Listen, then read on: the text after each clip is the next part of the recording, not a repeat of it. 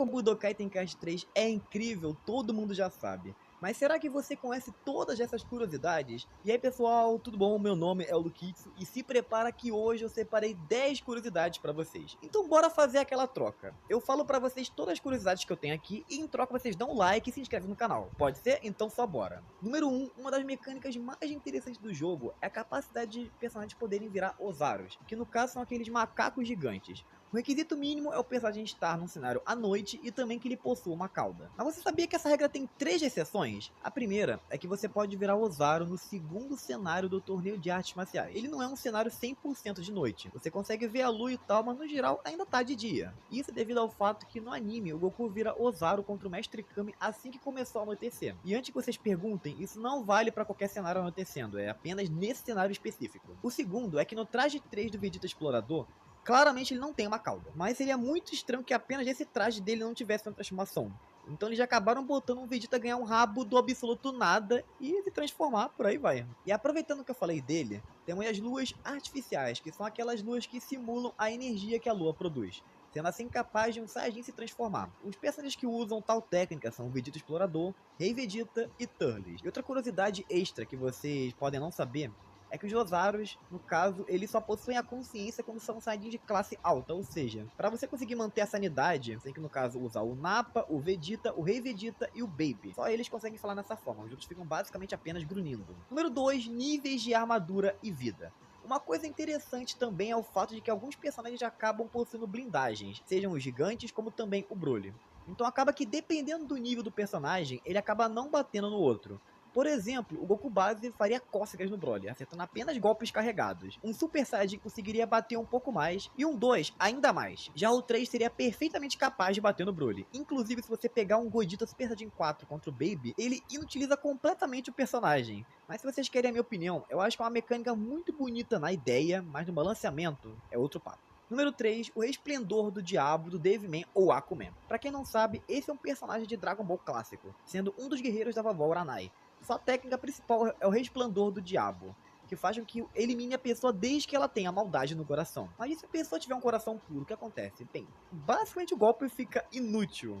Porém, e se ela for super malvada, meu amigo? O golpe vira o mais forte do jogo, simplesmente. Mas eu também acho meio curioso que não botaram a mecânica na Genkidama e também no Purificador de Almas do Gogeta. Deve ser porque isso aí deixaria os personagens muito inúteis. Número 4, Gohan do Futuro foi censurado. Uma verdade que sempre ficou em evidência por muito tempo nesse jogo foi porque raios Gohan do Futuro tinha 2 braços e cicatrizes ao mesmo tempo. Sendo que claramente no filme, ele só ganha elas depois de perder os braços. Então a solução mais fácil poderia ser simplesmente fazer o Gohan do começo do filme, certo? Então, na teoria sim. Mas se eu te contar que por um breve momento no anime, eu repito, no anime, rola um flashback durante a batalha do Trunks contra o Cell. Lá a gente vê esse Gohan com 2 braços e cicatrizes ao mesmo tempo. Provavelmente a escolha dos desenvolvedores foram escolher esse Gohan específico para dar menos problemas. Mas os golpes continuam sendo os do filme porque seria difícil bolar golpes com aquele Gohan que não tem quase nada. Número 5, Guerreiros de Espadachins. Outra coisa legal nesse jogo é a gente ter guerreiros que utilizam alguma espécie de arma, sejam espadas, bastões e até mesmo armas de fogo. Mas você sabia que alguns personagens acabam tendo armas secretas? Temos, por exemplo, a Titi que rebate projéteis usando o leque baixo 100, que curiosamente é um leque que ela só usa na forma adulta, mas aqui no jogo ela tá na forma criança, não sei porquê. Temos o Rei Cold, que invoca a espada que ele rouba do Trunks, que curiosamente tá muito maior do que ela é no anime. Temos também o Mestre Kami, que invoca sua bengala durante alguns combos. O Kaioshin, que invoca o Kashin, que é o metal mais poderoso do universo.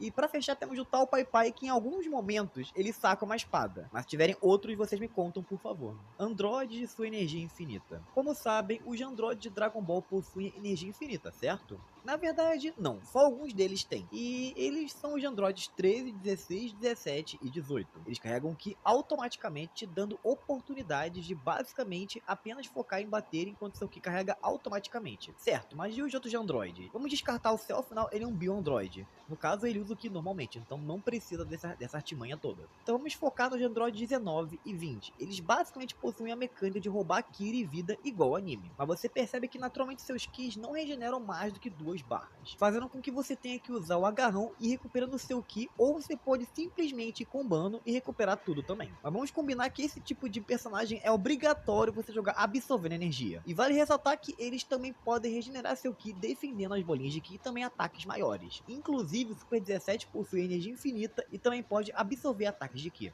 Mas infelizmente ele não possui o agarrão que suga a vida. O que pra mim é algo um pouco triste. E algo curioso sobre os androides, eles não possuem a mecânica de ficar cansados.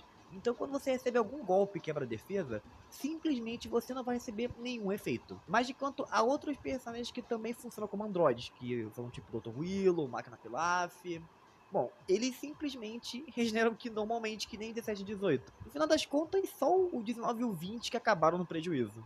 Número 7, e pra finalizar, como a nossa sétima curiosidade, temos a mecânica de voo. Como vocês sabem, nem todo mundo em Dragon Ball sabe voar.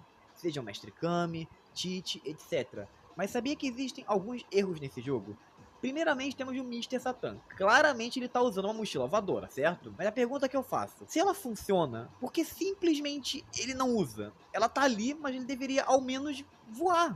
Mas ele não voa. E antes que pense que eu tô doido, a gente tem o Máquina Pilaf, que ele também voa utilizando uma espécie de foguete, comprovando que de fato esse treco deveria funcionar. Ou senão a do Mr. Satan tá com defeito. Mas também temos o caso contrário, que é o do Tal Pai Pai. E eu já tive muita reclamação do povo dizendo que ele sabe voar, afinal o irmão dele criou a técnica do voo, etc.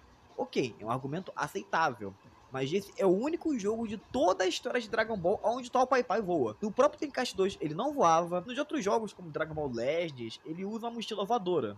Se ele pudesse de fato voar, ele não iria arremessar uma pilastra e surfaria nela para chegar nos lugares. Se você disser que é para economizar o Ki, seria brincadeira, né? Porque o Caos voa o tempo todo. E você vai dizer que o Caos tem mais Ki do que o Tal Pai Pai? Pô, pelo amor de Deus. Mas na minha opinião, todos os personagens deveriam pelo menos voar tendo uma mochila voadora, para poder balancear o jogo. Mas na dúvida é só você equipar o item voar no personagem que ele voa facinho. Mas eu fico por aqui, pessoal. Essas aqui foram 7 curiosidades sobre Dragon Ball Budokai Tenkaichi 3. Se você gostou da ideia, deixe seu like, que isso aí me ajuda muito, pessoal. Eu vou indo por aqui, gente. Valeu, tchau e